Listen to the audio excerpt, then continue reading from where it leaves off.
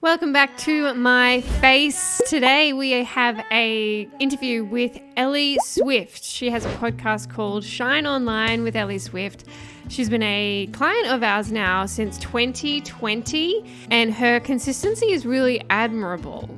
Bar for the few weeks that we suggest clients take off over Christmas, Ellie really hasn't missed like a week. I know how difficult it is, and it is definitely one of the reasons why a lot of people don't start shows, or they do start them and they get like 10 episodes in, they realize it's tricky and that it's so hard to be consistent and they just stop. Whereas Ellie absolutely has not done that.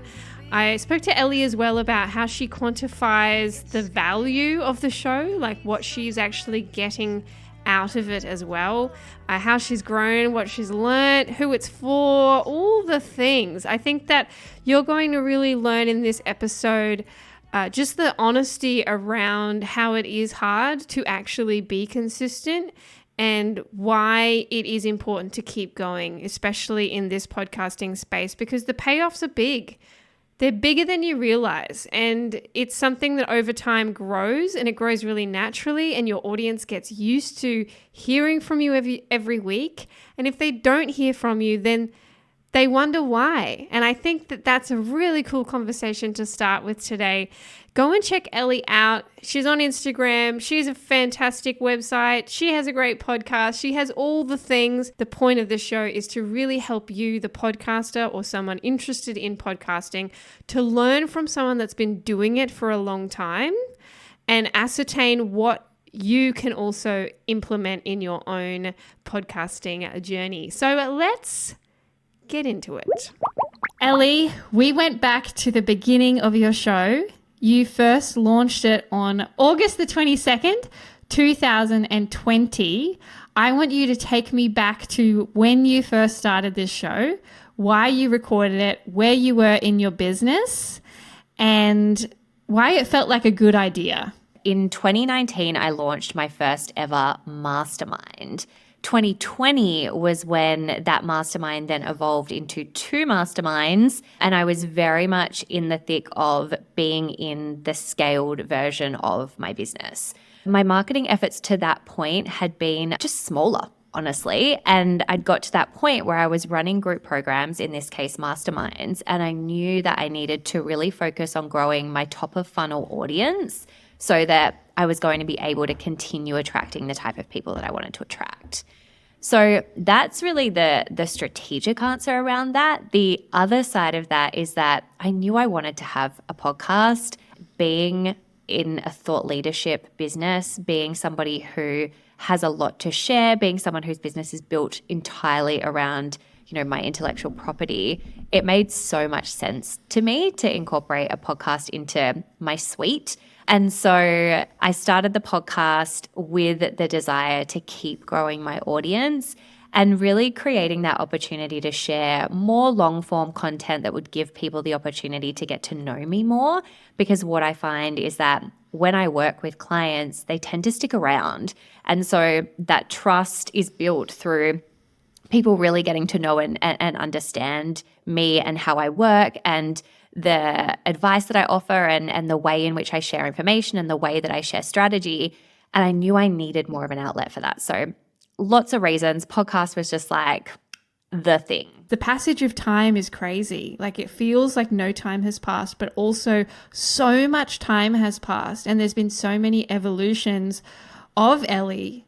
So often we can feel a bit of shame when we think about all the content that lives out there on the internet from our years prior, because as thought leaders, as people with intellectual property, as entrepreneurs, we're moving at such a rapid rate, right? So it would be weird if you and I didn't cringe at the content that we shared online 3 years ago. Like, that would just be strange and probably a sign that we weren't actually growing at the rate of our potential.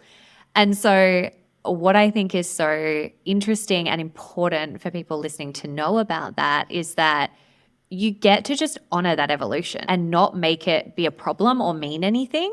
So I'm never going to go back and listen to those old episodes because I just cringed so much, but they tell a story. It's part of my journey. And it's the same as if I go back and listen to, the very first episode Amy Porterfield did of her podcast.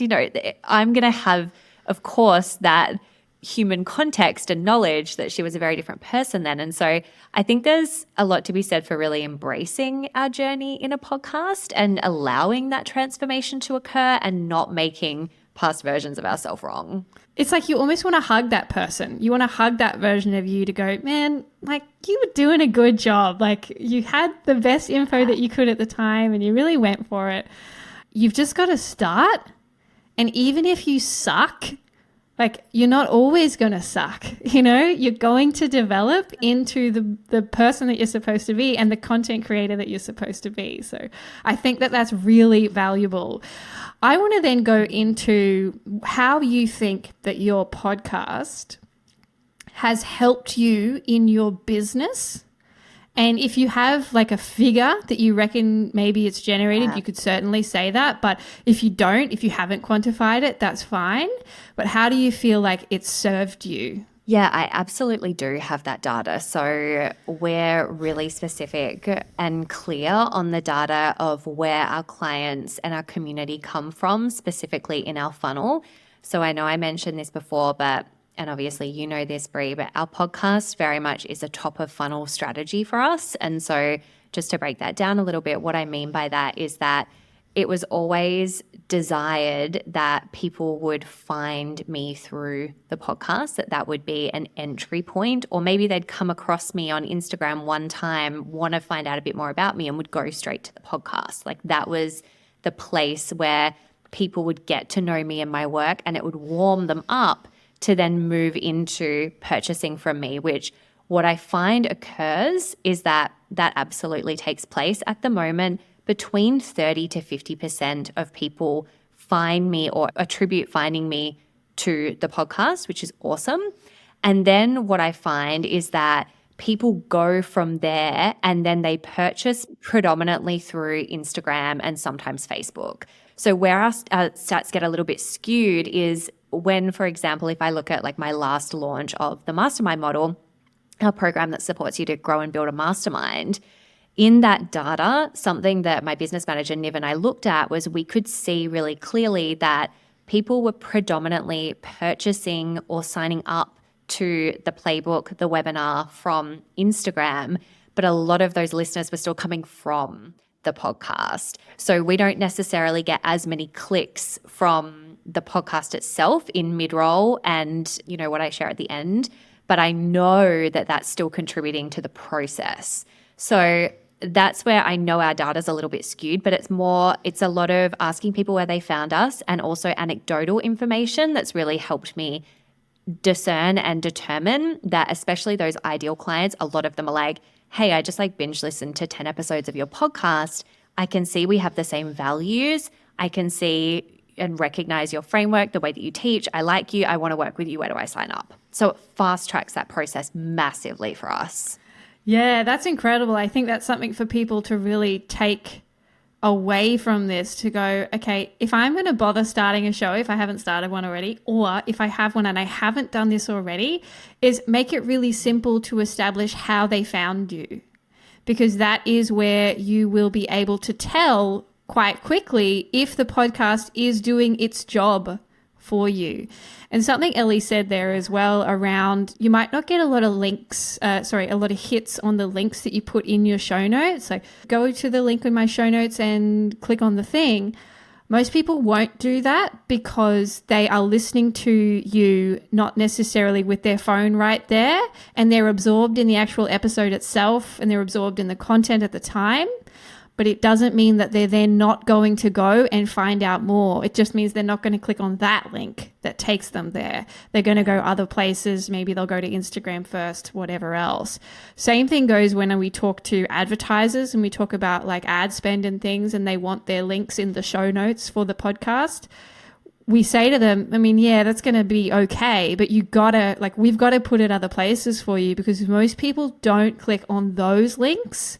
So it's important to have it on your website and in the links on your Instagram as well. If you got those 3 links you can choose, or if you've got a link tree thing, just make sure that you have a way that you can quantify what you're actually getting out of it, because, you know, Ellie spends money on the show to get it produced. We produce it. It costs her money to do. She wants to prove that it's worth it for her.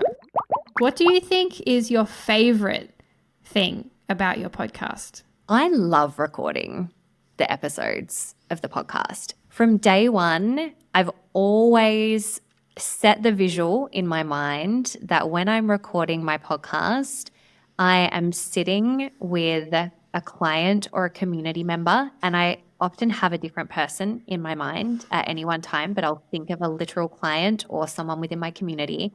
And we have a glass of wine, or we have a tea, or we have a coffee, and I'm sharing and communicating and speaking to them.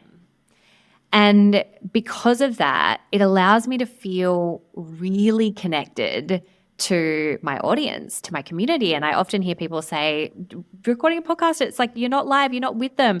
Take yourself into that vortex. Do what you need to do to make believe a little bit, and that's going to support your process so much. And so for me, I always make the process of recording a podcast something that feels like a beautiful experience for myself. I love it for that because I get to have that experience. I get to communicate in a deeper way, in a conversational way, in a way where I'm sharing my energy and sharing my ethos and sharing my viewpoints, and doing so with the desire to serve. So I really, really love that. Like the process of recording and sharing, I love it. Okay, so that's the good stuff. What do you feel like is the bad stuff? Or maybe not bad, but what's the challenge? Probably the biggest challenge that you think a podcast puts in front of you? I would say that there's definitely seasons where I just can't be bothered with the consistency of it. You know, like I'm recording a 30-minute episode once a week. Like that's a lot of time. And I say it's a lot of time. I just want to quantify that. It's also not. So the only things that I do is I write notes and I record the thing. That's all I do. Like my team, you guys do everything else. And what that gives me in terms of content and repurposed content is huge. A lot of people said to me, podcast takes so much time. And I actually say the opposite to my clients. I'm always like, actually, it doesn't take a lot of time in terms of what it gives you, what it gives your business in terms of content opportunities. But what I will say is that, yeah, there's seasons where I'm just like, I'm a bit tired this month, or I've just come off the back of a big launch, or I'm just feeling like a little less creative in this moment. And obviously it's something where for me, I definitely view consistency as being something that's really important in business. And I will show up for that podcast no matter what. I think other than our scheduled Christmas weeks off, we've had like in 3 years, we've had like 2 episodes that haven't gone live, like basically nothing, because people message me. If an episode doesn't go up, where if we've ever had a tech thing where an episode doesn't go up, people message me from 6 a.m. like, where's your podcast? It's not coming this week. And so I want to be able to uphold that thing of I'm creating this consistent thing that people get to trust, because if they see that coming out every single Wednesday, it means that my people get to trust me. And sometimes I'm a little bit slow about getting it through to you. I'm not a batcher of my podcast. Maybe that will change in future seasons, but I really enjoy that weekly ritual of sitting down to record. Yeah, I think the commitment to yourself, to your business, but most importantly to your audience is really admirable. And it's like, yay, give you like a little clap there, because I know that even though, as you say, it doesn't take a lot of time, it's still a thing that you kind of have to do. It's like a non-negotiable, and sometimes you just can't be asked. You want to put it in the too hard basket, or you don't feel like you've got the energy sometimes. You feel like you're a bit flat and you just don't want to have to connect. But I think one of the things that I find, even with our own show, Pump Up Your Pod, is like, if I'm not into it and I make myself do it, I actually feel better afterwards. It's like going to the gym. Yeah. I get out of my own way and I go, no, I've committed to this. Like anything else in my business, I've committed. I'm going to do it. And then once I'm done, I'm like, man, it's like, it's invigorating to me to have then spent that time delivering something. And because I love to teach as well, you're the same, Ellie, where that education piece is so strong. It's like you really want people to learn, that you feel like you're delivering on that. So I think that's extremely valuable. So agree. The last question I have for you is, what's your favorite podcast? It changes all the time, but my current favorite is I really love The Diary of a CEO by Stephen Bartlett. I mean, he is just like podcast goals, right? And if you want to see what a big budget podcast production gets to look like, check out his podcast and the way that he then shares it across his socials, because it is just so smart, so considered. I mean, he's doing like movie trailers for every episode at this point. So go check those out, not through the lens of comparison, because, you know, for the most part, we have smaller budgets. Like, he is somebody where his podcast is his thing at this point, and he has a very, very big podcast budget. But you can learn so much from him in terms of the way that he interviews. I mean, there's just no other interviewer like him. The way that he is very strategic about using mid-roll, the way he asks people to subscribe to his podcast, just he's so good. And his subject matter is amazing. His interviews are amazing. The people he has on his show are amazing. Just incredible thought leaders in the areas of business, sport, health, wealth. Amazing. He is really good. I love that show as well. His YouTube channel, the behind the scenes of the podcast. Oh my God, Ellie, you're going to love it, because it's like the back end of what it takes to actually run his podcast.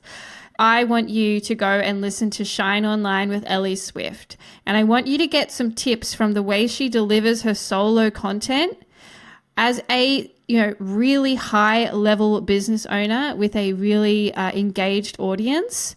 The way that Ellie uses phrasing, the way that she establishes connection and emotion with her audience through her solo episodes. If nothing else, if that content resonates with you, I think you'll really learn a lot from the way you can deliver solo. And then with guest content as well. The questions that Ellie asks are interesting, and she's connecting a lot with people that are in her programs, but it doesn't feel like she's trying to sell you on something, having someone on her show that's someone in her programs. It doesn't feel like, oh, look how awesome I am and here's someone in my program. That's not the point of the conversation. So take some notes, and I think you'll really enjoy Shine Online with Ellie Swift. Thanks, Ellie. Thank you so much for having me. I've loved this conversation so much. And thanks for all those lovely compliments. I'm learning new things about the way I phrase things and it being great. So I'm thrilled about that. Delighted. A+, yeah. Thank you.